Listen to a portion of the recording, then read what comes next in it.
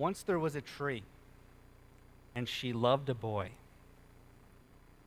You might recognize these famous words which tell the story of the giving tree. I've been reflecting on children's books lately, revisiting the classic works that influenced my childhood. And I'm doing so, in case you didn't know, because I'm thinking about how to impart the values that I want to impart to my daughter through the stories that we know so well. The Giving Tree is one of my favorites. On the surface, it's about the relationship of a self-sacrificing tree with a little boy. The tree gives the boy her leaves, her branches, and even her bough, all to make the boy happy. I love the idea that we're in relationship with not just trees, but nature as a whole. I really do feel that I have a strong relationship with the mountains, the ocean, and the picturesque freshwater lakes that I grew up with.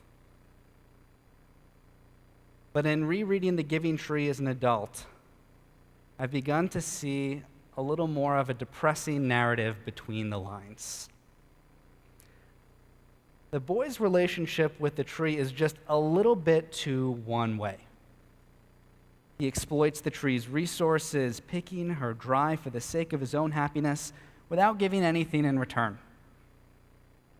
He doesn't water the tree, he doesn't add fertilizer, he just keeps on slowly taking and destroying the tree, leaving nothing left for his children or any future generation to come.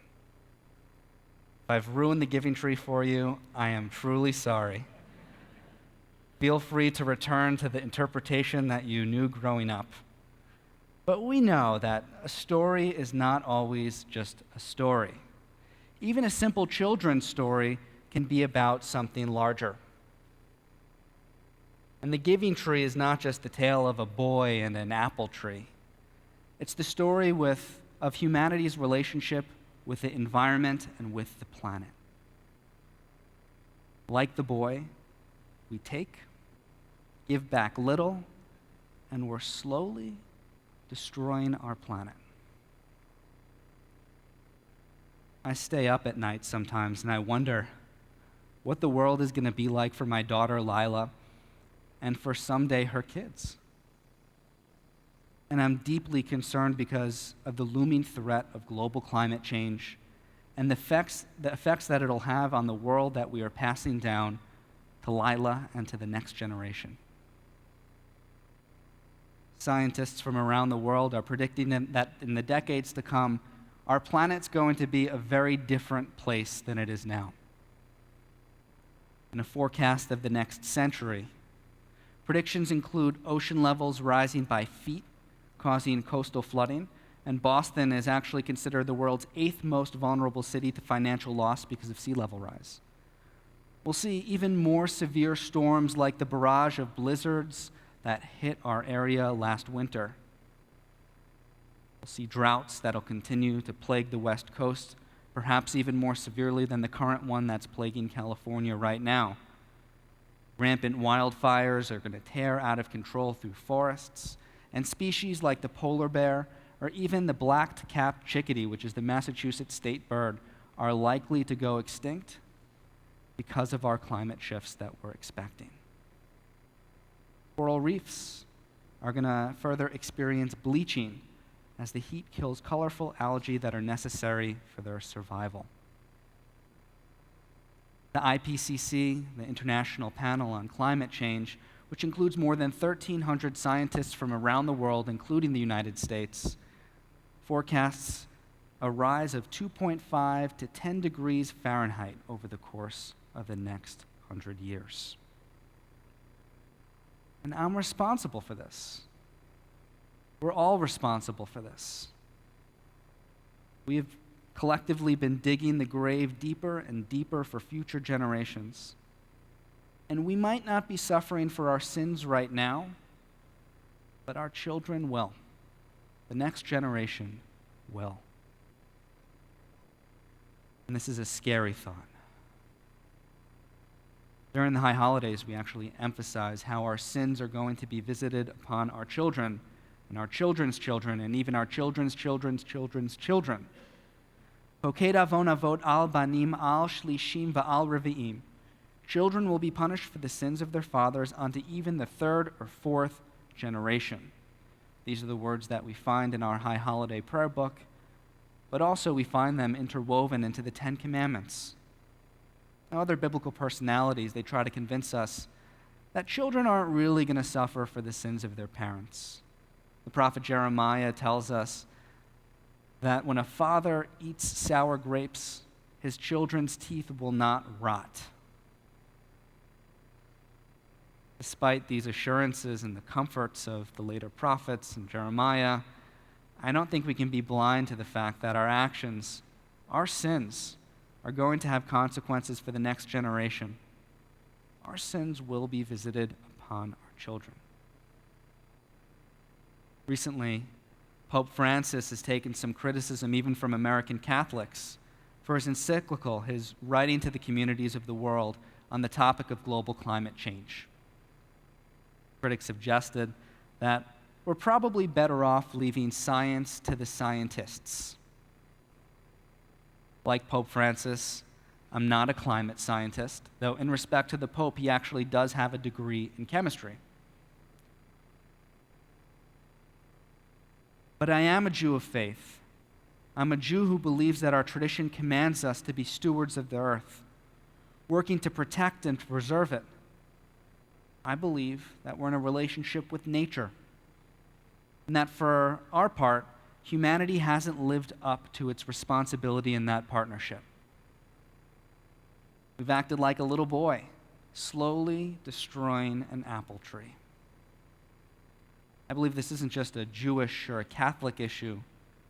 It's a universal issue, regardless of religion, race, gender, or even geographic locale. We're all in this together. The earth is our common home. In 2 weeks, Pope Francis is going to visit the U.S. and what the Washington Post has dubbed Popapalooza. He'll be addressing the joint houses of Congress to talk about several issues, most notably global climate change. And I would imagine that Pope Francis might point out several interesting statistics. He might point out that although the U.S. only makes up 5% of the world's population, we contribute more than a quarter to the carbon emissions of the world. He might remind us that according to a Pew study, that American concern about climate change has actually weakened since 1989, despite thousands of articles and studies that objectively prove global climate change is happening. Addressing this problem as a world issue, he might highlight another Pew study that indicates that the international concern about global climate change is more concerning for the international community than any other international threat, including financial instability, including Islamic extremism, and the nuclear threat of Iran and North Korea. The U.S. population, however, finds it the least important threat that we are facing. I really hope that the Pope is going to remind us that climate change is a moral and a social justice issue, a cause for faith-based communities like ours. Our obligation to the earth begins back in Genesis, as you might know, with the first set of responsibilities that God gives to Adam vis-a-vis the land. And that is la'ovda ulishmara, to work and to protect the land. The rabbis teach in a midrash that God says to Adam, take a deep look at what's before you. Look at my amazing works of creation. Take particular note. Don't destroy it, for there's going to be no one after you who can repair it. God is the owner of the world, but Adam is responsible for taking care of it. In another midrash, a man asks the question of whether the world lacks a manager. The rabbis offer a parable, as they normally do. And they say that this case is like someone who sees a building in flames. And that person stands there wondering if that building has a manager. Go and put out the fire, demand the rabbis. God might be the owner of the world, but we are its managers. The world is on fire. But what's worse than the Midrash is that we're not just standing around wondering who's going to put out the fire. We're searching for more oil to throw onto the flames. When we have a problem like fire, we're faced with a sense of immediate danger, a sense of urgency. We best respond to threats around us when we can see them, when they're tangible in our face, and when they're personal.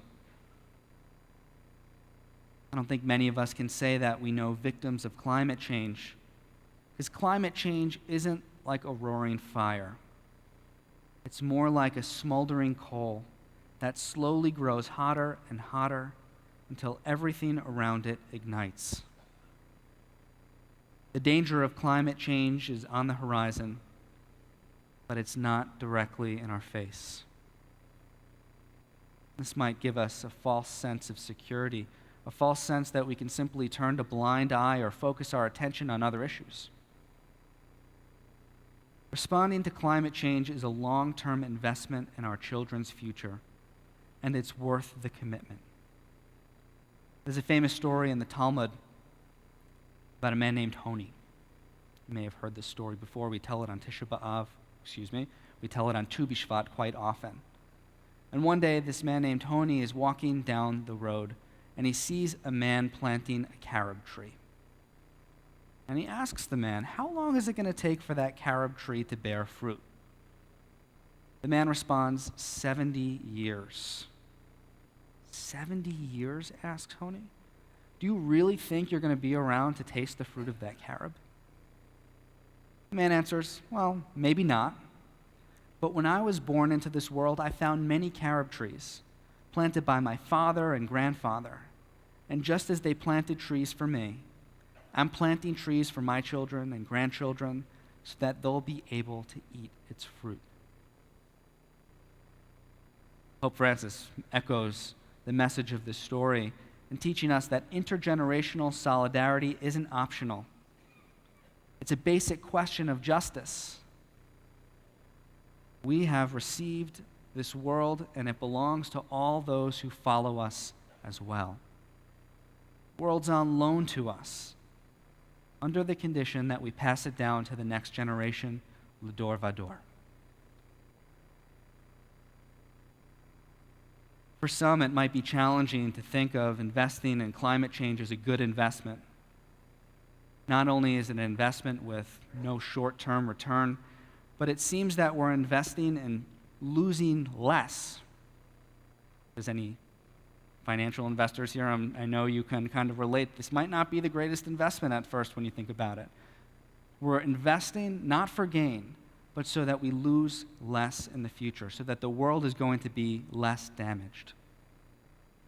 And this prospect causes a little bit of despair, and we might fall into the pit of believing that there's nothing that we can do to reverse the damage we've caused, to safeguard our environment for the future.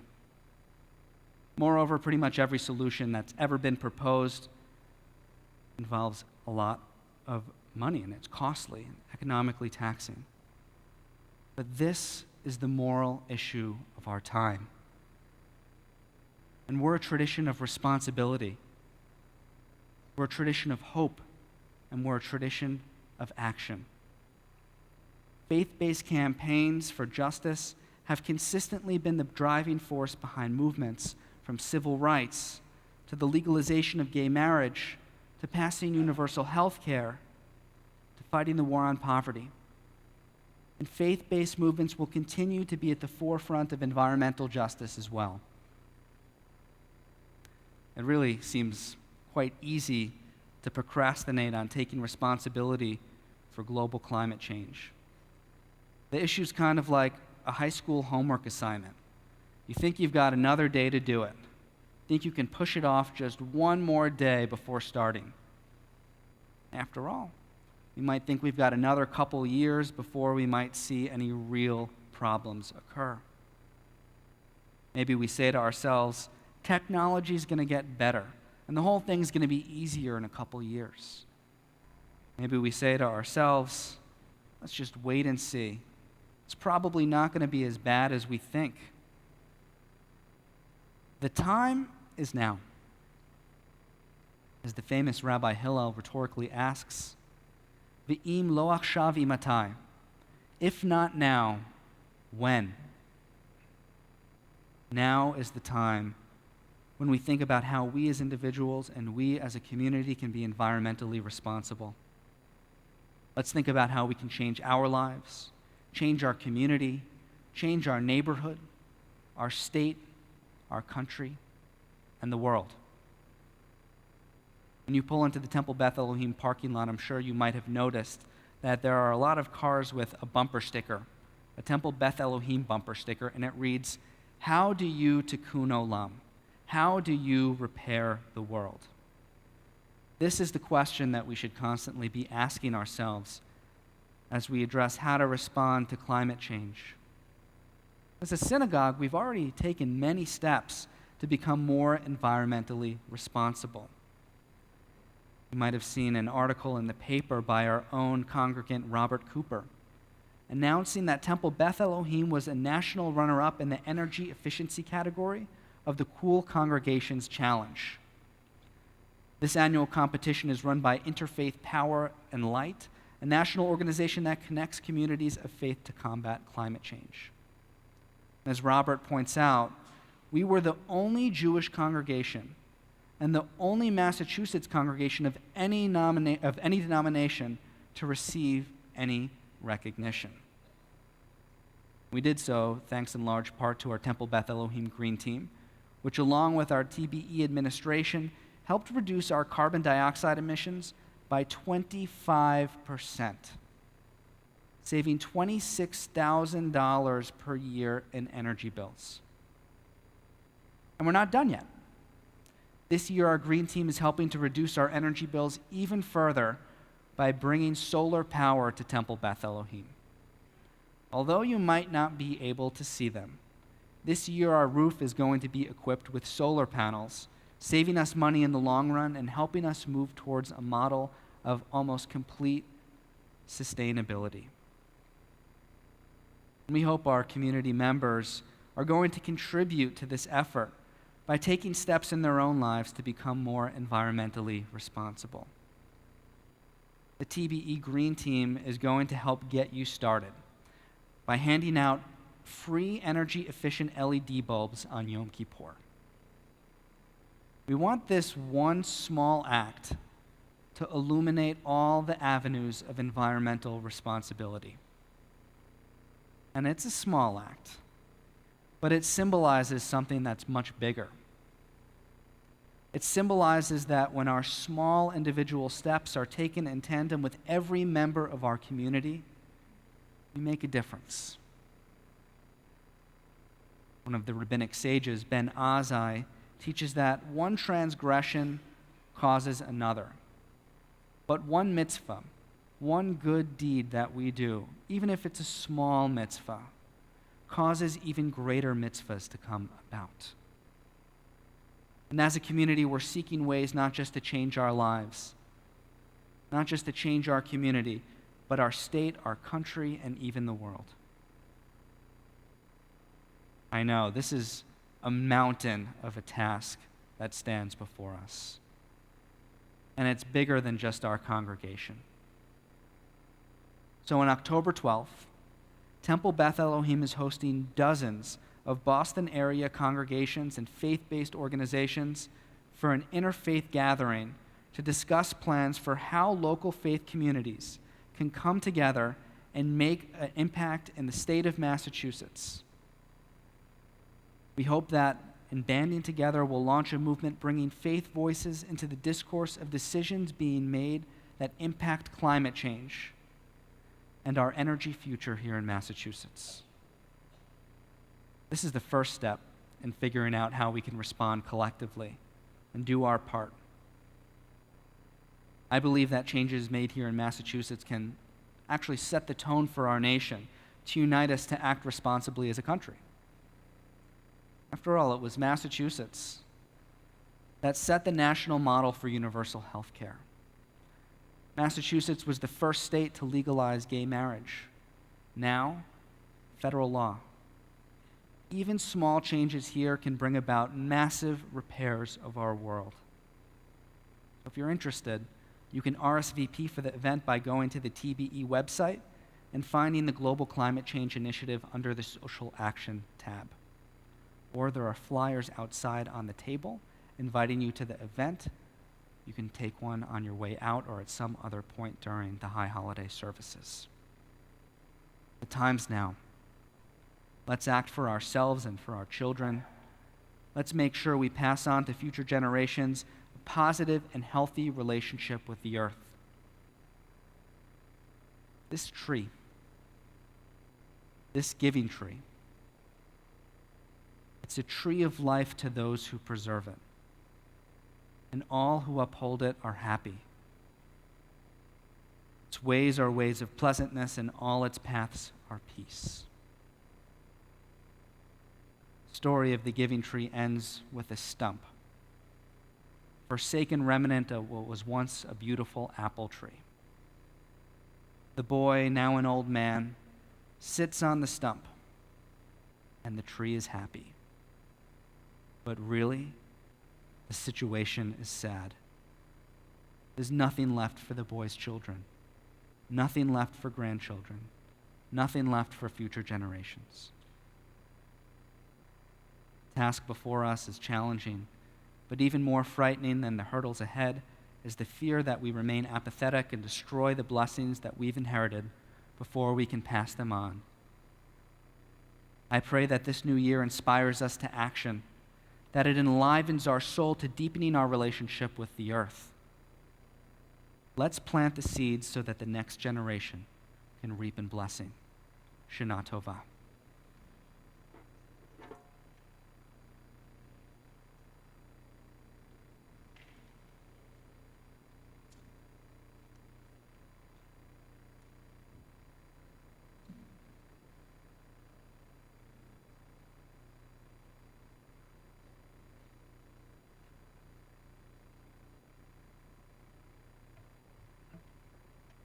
You have two parts in this song.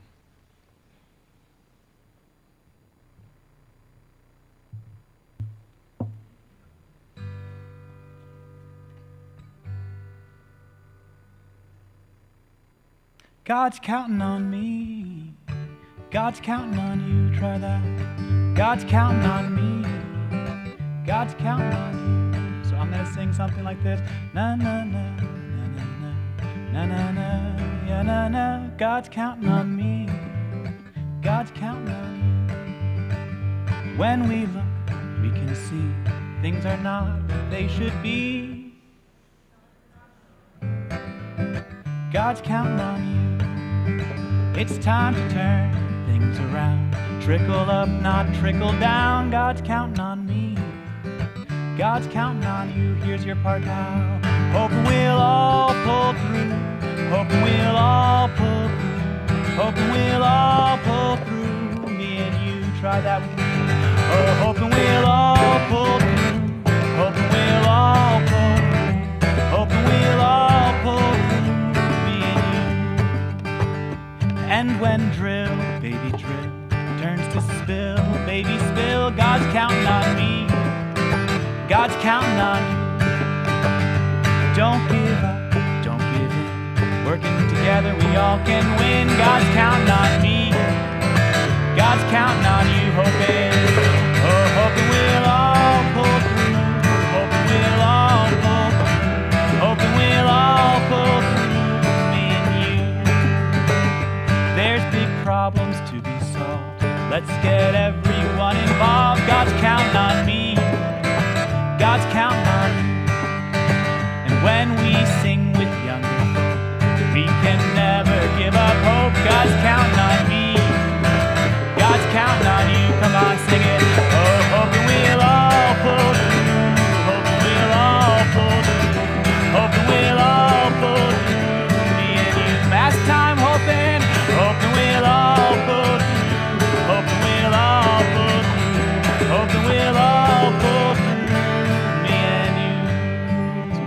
by Pete Seeger.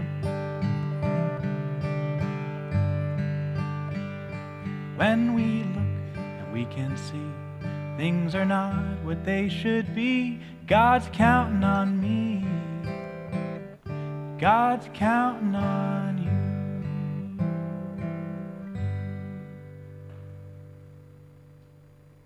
We return